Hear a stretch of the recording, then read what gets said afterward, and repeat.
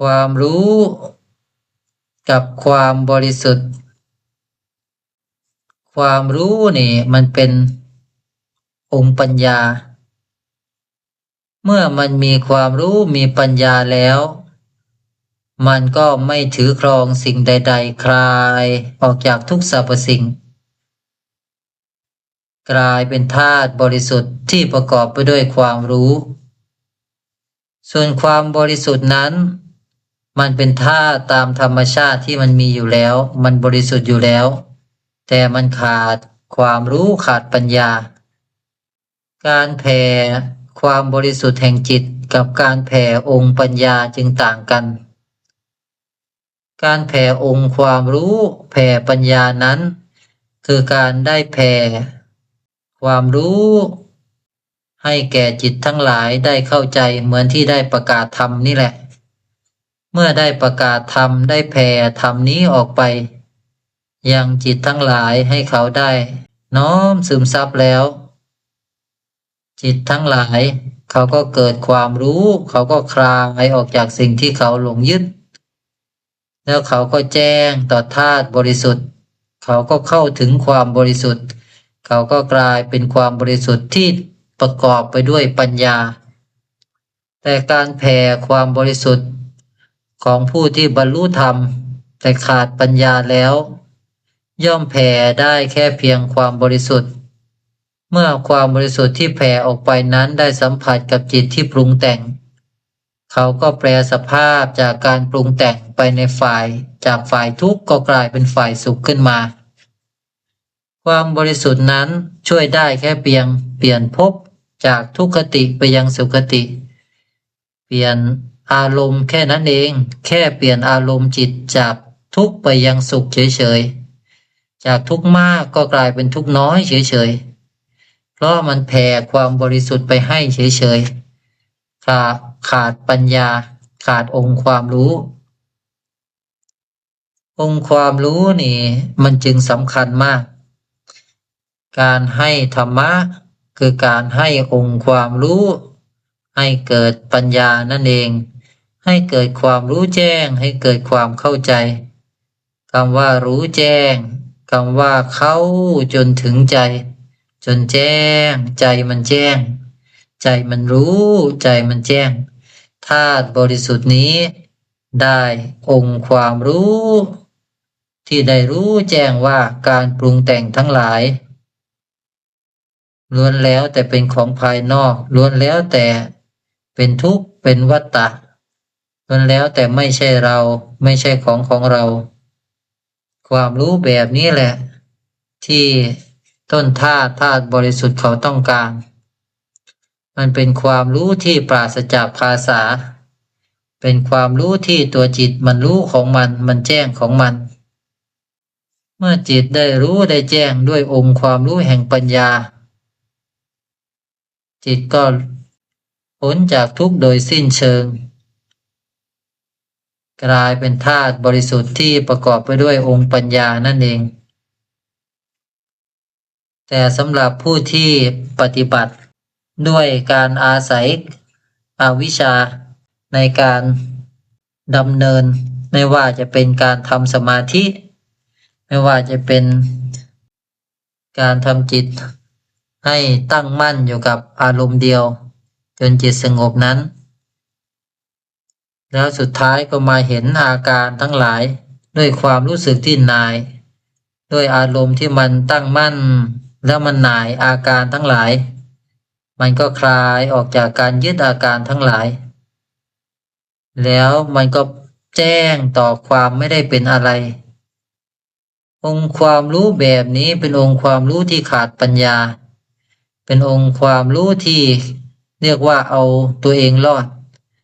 เป็นองค์ความรู้ที่ดำเนินในแบบที่เรียกว่าเจโตวิมุตติอาศัยความสงบนั้นเป็นบาดฐานตัวนี้จะไม่มีปัญญาเลย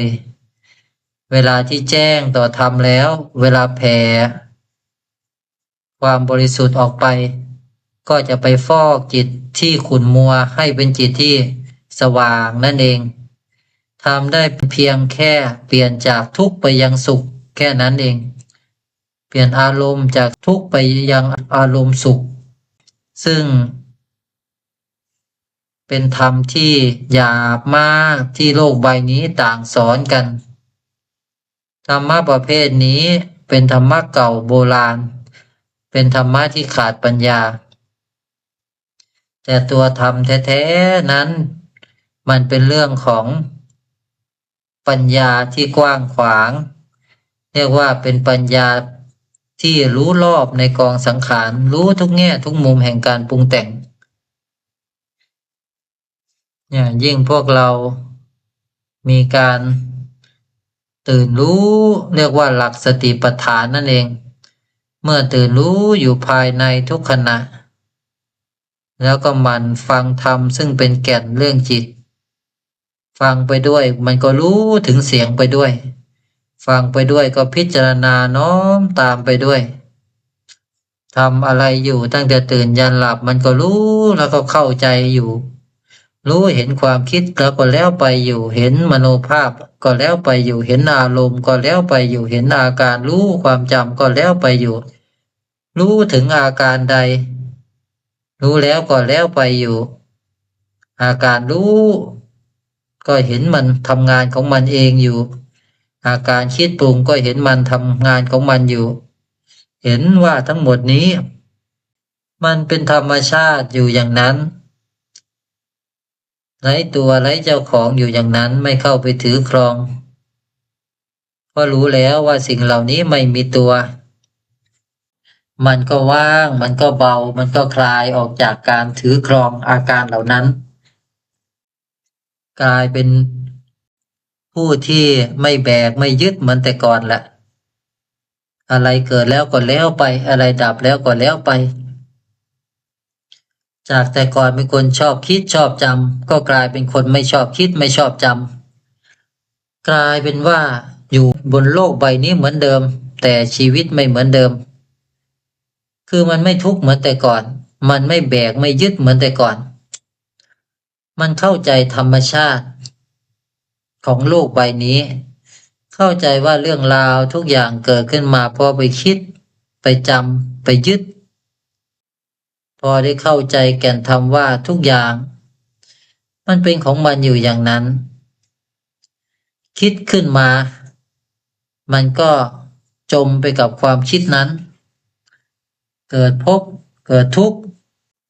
จึงปล่อยให้ธรรมชาติทั้งหลายเขาทำหน้าที่ของมันมีแต่รู้ในปัจจุบันเมื่อรู้ในปัจจุบันมันก็เห็นธรรมชาติทั้งหลายปรากฏสลายตามเรื่องของมันเห็นอนัตตาอยู่ตลอดเวลานั่นเองเห็นว่าเขาเป็นของเขาอยู่อย่างนั้นมันก็เบาก็โล่งก็ว่างก็สบายเดินอยู่ก็เบาก็โล่งก็ว่างก็สบายเพราะมันเห็นธรรมอยู่ตลอดเดินอยู่ก็เห็นอนัตตาธรรมนั่งอยู่ก็เห็นอนัตตาธรรมวิ่งอยู่ทำกับข้าวอยู่ก็เห็นอนัตตาธรรมกินข้าวอยู่นอนเล่นดูหนังอยู่ก็เห็นอนัตตาธรรมทำงานวุ่นวายอยู่ก็เห็นอนัตตาธรรมคือเห็นธรรมชาติที่ไร้ตัวไร้เจ้าของเห็นลมที่พัดผ่านมาแล้วก็เห็นว่าลมมันก็เป็นของมันอยู่อย่างนั้นแหละเห็นแดดที่มันส่องลงมาก็เห็นว่ามันเป็นของมันอยู่อย่างนั้นเห็นฝนตกลงมาก็เห็นว่ามันเป็นของมันอยู่อย่างนั้นเห็นความมืดปกคลุมทุกสรรพสิ่งก็เห็นว่ามันเป็นของมันอยู่อย่างนั้นเห็นการให้ค่าว่ามันเป็นอย่างนั้นเห็นอาการรับรู้ว่ามันก็เป็นอย่างนั้นคำว่าเห็นว่ามันเป็นอย่างนั้นคือเห็นว่ามันไม่ได้เป็นอะไรคือเห็นโดยปราศจากผู้ถือครองเห็นแล้วก็แล้วไปอยู่ไม่มีความคิดใดๆมากวนมาปรุงมาแต่งมาปั้นรู้แบบคนไม่มีปากรู้แบบคนไม่มีเสียงรู้เหมือนกับเราลืมตามองทุกสิ่งทุกอย่างจากซ้ายไปขวารู้แบบเบาๆโล่งๆว่างๆปราศจากเรื่องราวปราศจากผู้ไปรู้จะรู้ภายนอกก็รู้แบบไม่มีการปรุงแต่งจะรู้ภายใน ก็รู้แบบไม่มีการปรุงแต่งเห็นทุกสิ่งปรากฏให้รู้เห็นอาการรู้ที่ปราศจากผู้ไปถือครองจะว่าไปมันไม่มีอะไรเกิดขึ้นเลยมันไม่มีอะไรตั้งอยู่มันไม่มีอะไรดับไปทุกสิ่งทุกอย่างไปปรุงไปแต่งไปปั้นไปยืดกันเอาเองไปสร้างตัวตนกันขึ้นมาเองเพราะความไม่รู้จักตนไม่รู้ว่าพวกเราคือธาตุชีวิตที่ว่างเปล่าใสบริสุทธิ์เมื่อไม่รู้จักตนจึงไปหลงอาศัยสิ่งต่างๆไปหลงอาศัยเสียงเพราะคิดว่าเสียงเป็นตนไปหลงอาศัยมโนภาพเพราะคิดว่ามโนภาพเป็นตนไปหลงอาศัยอารมณ์เพราะคิดว่าอารมณ์เป็นตนพอมันทุกข์ขึ้นมาก็จมไปกับความทุกข์นั้นเพราะคิดว่าเราเป็นผู้ทุกข์จริงๆพอมันอารมณ์สุขขึ้นมาก็คิดว่าเราเป็นผู้มีความสุขจริงๆทั้งอารมณ์สุขทั้งอารมณ์ทุกข์มันเป็นเพียงอาการที่มันเป็นของมันอยู่อย่างนั้นไปปั้นไปแต่งไปกอดไปรัดไปถือครองมันเอาเองอยากได้อารมณ์สุขผลักไสอารมณ์ทุกข์เอาอารมณ์สุขไปทำอะไรจะเอาไปทำอะไรจะเอาอารมณ์ทุกข์ไปทำอะไรจะเอาเสียงนี้ไปทำอะไรจะเอามโนภาพไปทำอะไรจะเอาอาการรับรู้เหล่านี้ไปทำอะไรเอาไปเพื่อไปเป็นตัวเป็นตนเหรอเอาไปเพื่อไปเกิดเหรอไปปั้นแต่งว่ามีสุขอยู่จริงๆไปปั้นแต่งว่ามีทุกข์อยู่จริงๆถ้าเปลี่ยนองค์ความรู้ใหม่ว่าสุขมันก็ไม่ได้มีตัวตนอยู่จริงทุกข์ก็ไม่ได้มีตัวตนอยู่จริงทั้งอารมณ์สุขอารมณ์ทุกข์มันเป็นเพียงอาการกับเพื่อมของจิตถ้าเข้าใจแบบนี้มันก็ไม่ยึดไม่ถือครองไม่กอดรัดไม่ยึดมั่นถือมั่นมันก็ว่างมันก็เบามันก็อิสระไม่ใช่หรือจะไปยึดถือเอาอะไรกับร่างกายนี้จะไปยึดถือเอาอะไรกับความคิดนี้มโนภาพนี้อารมณ์นี้อาการรู้นี้จะไปยึดถืออะไรกับความเข้าใจนี้จะไปเอาอะไรจะไปปั้นแต่งอะไรขึ้นมาเพื่อทุกข์ทำไมเพียงแต่ตื่นรู้เห็นความจริงว่าทุกอย่างเขาเป็นของเขาอยู่อย่างนี้พิจารณา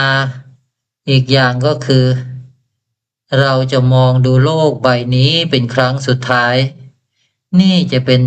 ครั้งสุดท้ายที่เราจะได้เห็นโลกใบนี้เราจะได้กลิ่นนี้เป็นครั้งสุดท้ายเราจะอาศัยการรับรู้ทางกลิ่นนี้เป็นครั้งสุดท้ายเราจะอาศัยการรับรู้รสชาตินี้เป็นครั้งสุดท้ายเราจะอาศัยการรับรู้ถึงอากาศเย็นร้อนเป็นครั้งสุดท้ายเราจะอาศัยความคิดนี้ที่กำลังพูดอยู่นี้เป็นครั้งสุดท้ายเราจะอาศัยมโนภาพที่นึกนี้เป็นครั้งสุดท้ายเราจะอาศัยอารมณ์สุขอารมณ์ทุกข์อารมณ์เฉยๆเหล่านี้เป็นครั้งสุดท้ายเราจะไม่กลับมาอาศัยมันอีกต่อไป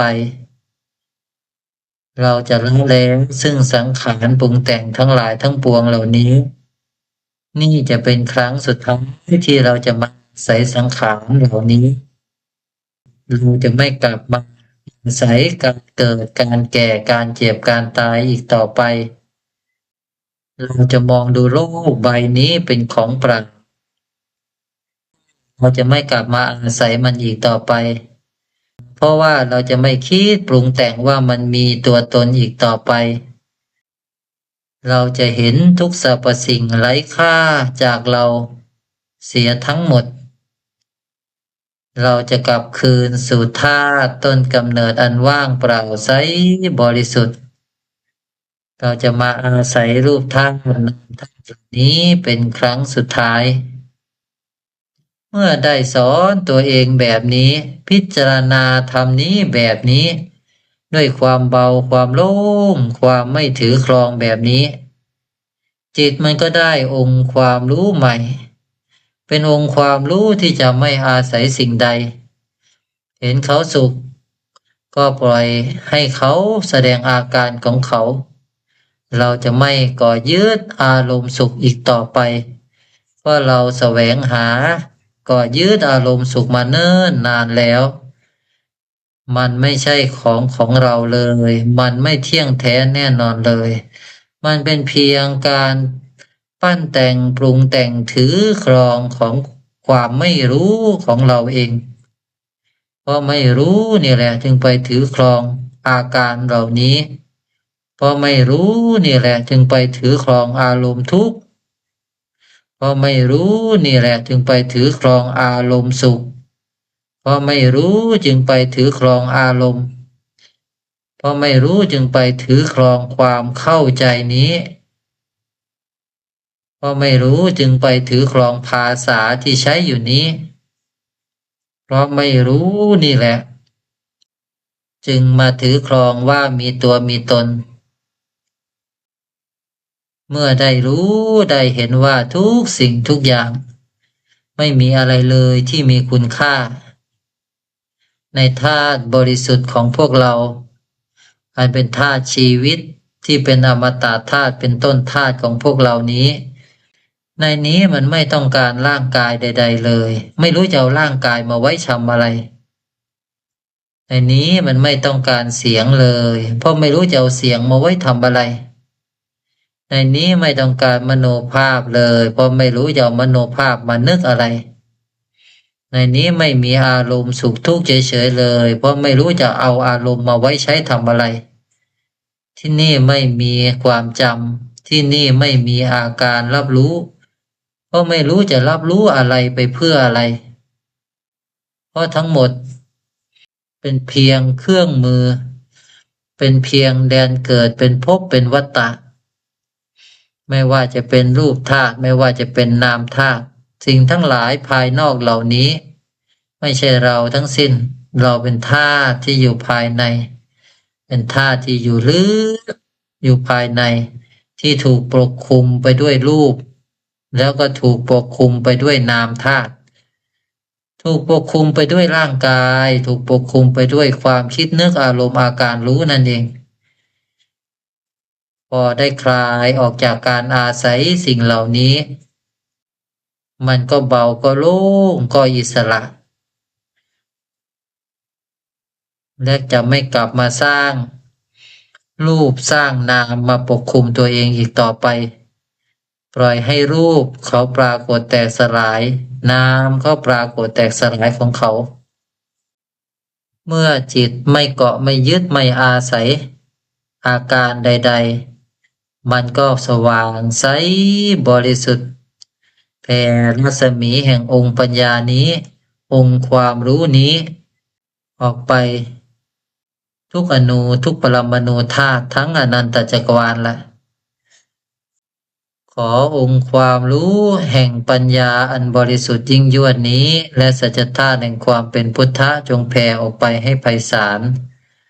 จงสำเร็จแก่จิตทุกดวงทั่วอนันตจักรวาลทุกอนูทุกปรมาณูธาตุแห่งจิตทั้งหลายไม่ว่าท่านจะอาศัยอยู่ในอวกาศในดาวดวงใดในดวงอาทิตย์ดวงใดในหลุมดำที่ใดตั้งแต่อดีตจุดแรกเริ่มที่มีดวงดาวดวงแรกมาจนถึงปัจจุบันที่จิตทั้งหลายได้ถูกกักขังด้วยคาถาอาคมมนต์ดำคุณไสยพลังงานใดๆกดทับท่านไว้อยู่หน้าที่ใดด้วยสัจจะใดด้วยแรงอาฆาตพยาบาทอวิชชาความไม่รู้ใดๆที่ท่านส่งกระแสไปปรุงแต่งในรูปธาตุและนามธาตุขอให้ความไม่รู้ทั้งหลายเหล่านี้จงสลายมาลายไปสิ้นทั้งหมดเถิดให้จิตทั้งหลายได้ตื่นได้รู้แจ้งต่อต้นธาตุของตนได้ปล่อยวางความคิดทั้งหลายมโนภาพทั้งหลายอารมณ์ทั้งหลายอาการรับรู้ทั้งหลายออกไปเสียให้หมดให้เป็นอิสระจากการปรุงแต่งทั้งหลายกลายเป็นธาตุชีวิตที่ว่างเปล่าใสบริสุทธิ์ดังเดิมเถิด จงแจ้งต่อธาตุบริสุทธิ์ตนเธอสาธุ